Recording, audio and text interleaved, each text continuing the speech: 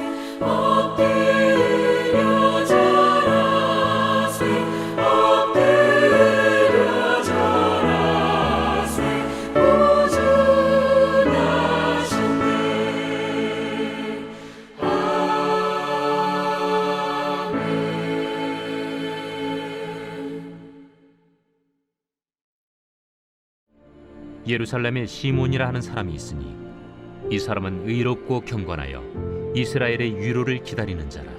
성령이 그 위에 계시더라. 그가 주의 그리스도를 보기 전에는 죽지 아니하리라 하는 성령의 지시를 받았더니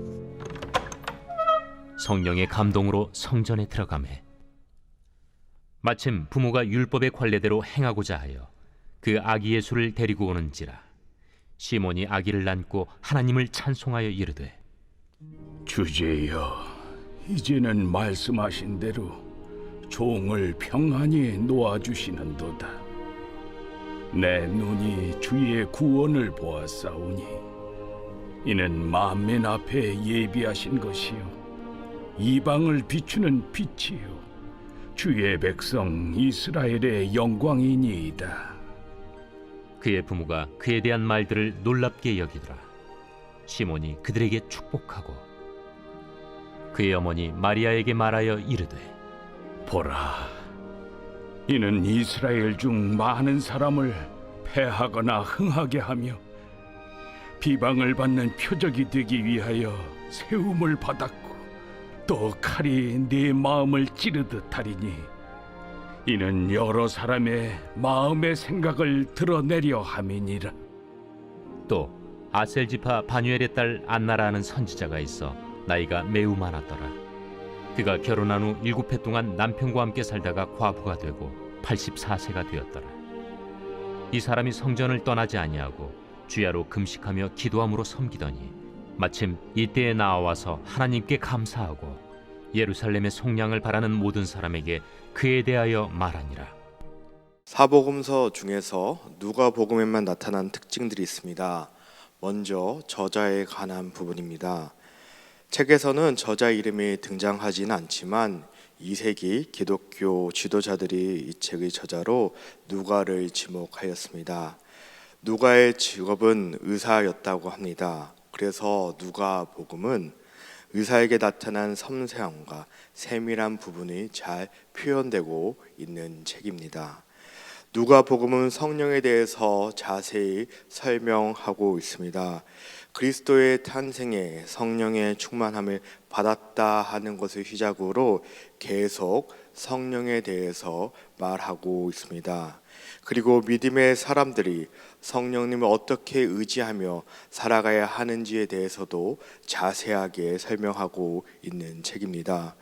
오늘의 본문은 목자들이 탄생하신 예수님을 방문하신 후 사건입니다. 그리고 어린 예수가 성전에서 논쟁 사건 사이에 있는 부분을 다루고 있습니다. 특별히 오늘 본문에서 2명의 등장인물이 나옵니다. 바로 시몬과 여선지자 안나가 등장합니다. 그들이 요셉과 마리아가 결례 율법을 지키기 위해 예루살렘에 올라갔다는 아기 예수를 보고 반응하는 부분을 다루고 있는 것이 오늘의 내용입니다. 함께 본문을 보기 원합니다. 25절입니다. 예루살렘에 시몬이라 하는 사람이 있으니 이 사람은 의롭고 경건하여 이스라엘 위로를 기다리는 자라. 성령이 그 위에 계시더라.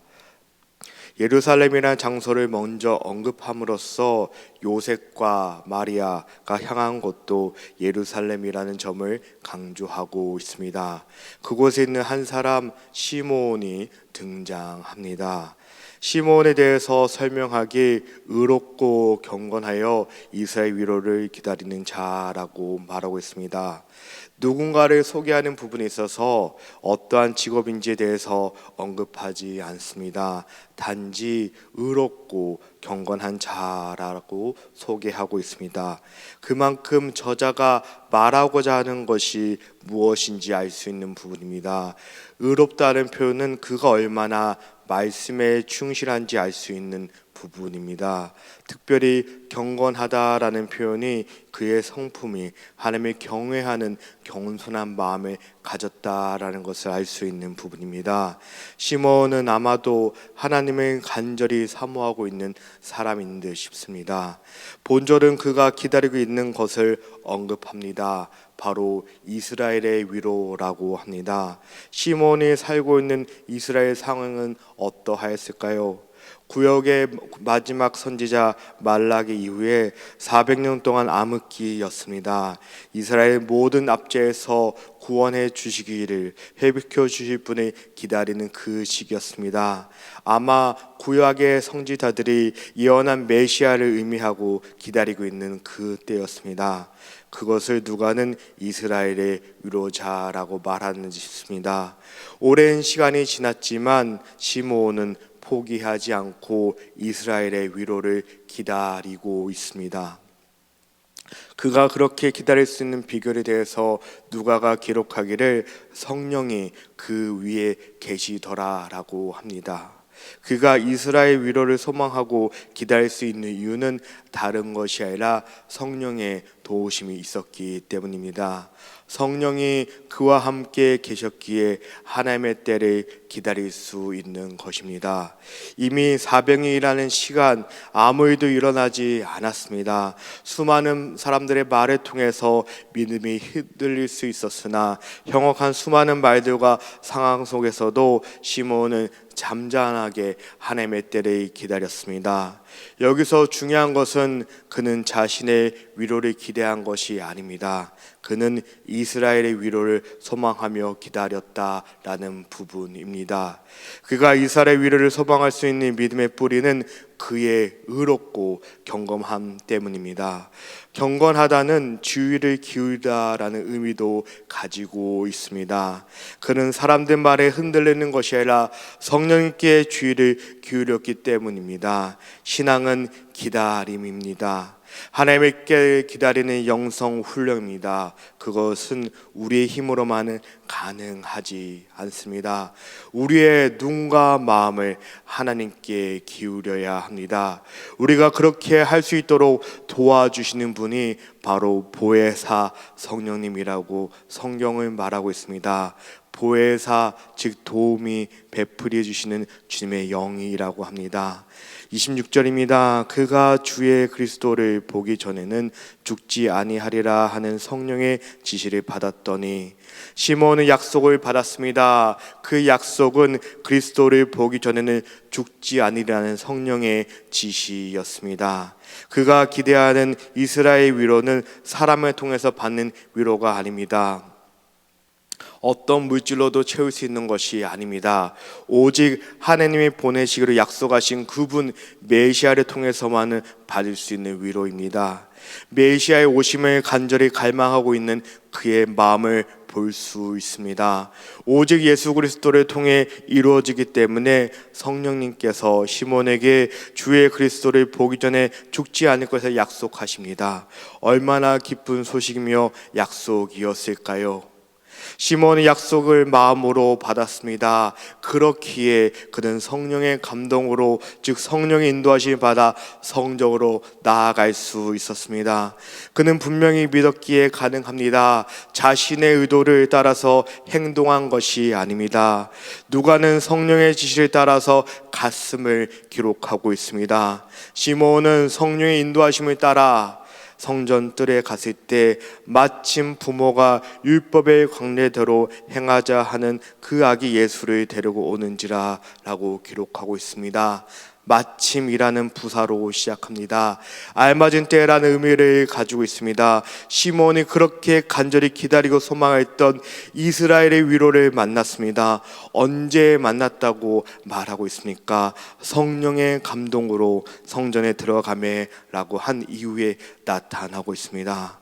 그렇습니다. 우리는 늘 주님께 여쭤봅니까? 언제입니까? 하나님의 때가 언제인지, 하나님의 응답이 언제인지 그 때를 기다립니다. 그런데 본절은 말하기를 우리가 성령의 감동으로 나아갈 때라고 하고 있습니다. 마침은 우연이 아닙니다. 우리가 성령의 인도하심에 따라 나아갈 때 우리의 삶 가운데 나타나는 약속의 흔적입니다. 하나님의 시몬의 마음을 아셨습니다. 그의 겸손한 믿음을 보셨고 굳건히 기다리는 그의 의지를 보았습니다. 그때 우리의 간절한 기도가 응답받는 것입니다. 시므온이 그렇게 원했던 이스라엘 위로를 경험하게 된 것입니다. 그 약속의 성취를 보게 됩니다. 성령 안에, 즉 하나님 안에 거하는 자 시므온이 하나님 나라를 간절히 구하는 자 시므온에게 약속을 주셨습니다. 그 약속을 보게 하셨고 그 약속이신 그리스도를 만나는 은혜를 허락하셨습니다. 우리의 신앙 가운데 성령 충만함으로 성령의 인도하심에 순종하며 나아갈 때 우리의 삶에 마침 믿음의 흔적들이 나타나는 것입니다. 그네가 삶 가운데 넘치시기를 주님으로 축복하여 드립니다. 28절입니다. 시므온이 아기를 안고 하나님을 찬송하여 이르되, 시므온에게는 간절함이 있었기에 사모함이 있었기에 아기 예수를 알아볼 수 있었습니다. 그리고 그 기쁨을 표현할 수 있었던 것입니다.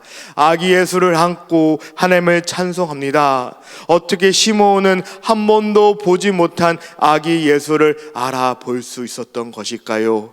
그것은 앞에서부터 계속 등장합니다. 바로 성령입니다. 성령의 지시로 시므온은 위에 계셨고 성령의 지시를 순종하였고 성령의 감독으로 나아갔기 때문입니다. 그렇게 언급되지는 않았지만 성령님을 통해서 알아보지 않았을까 싶습니다. 얼마나 기뻤을까요? 얼마나 감사하였을까요? 그의 감사의 마음을 알 수 있는 구절이 29절부터 32절까지 기록하고 있습니다. 주제여 이제는 말씀하신 대로 종을 편안히 놓아 주시는도다. 내 눈에 주의 구원을 보았사오니 이는 만민 앞에 예비하신 것이요 이방을 비추는 빛이요 주의 백성 이스라엘의 영광이다 하니 라고 시므온은 고백하고 있는 것입니다. 평양이 놓아 주시는도다 라고 말합니다. 하나님은 시므온에게 말씀하신 약속의 성취에 대한 감사의 고막입니다. 더 나아가 이제는 여한이 없다는 그의 고백입니다. 참 부러운 고백을 전하고 있습니다.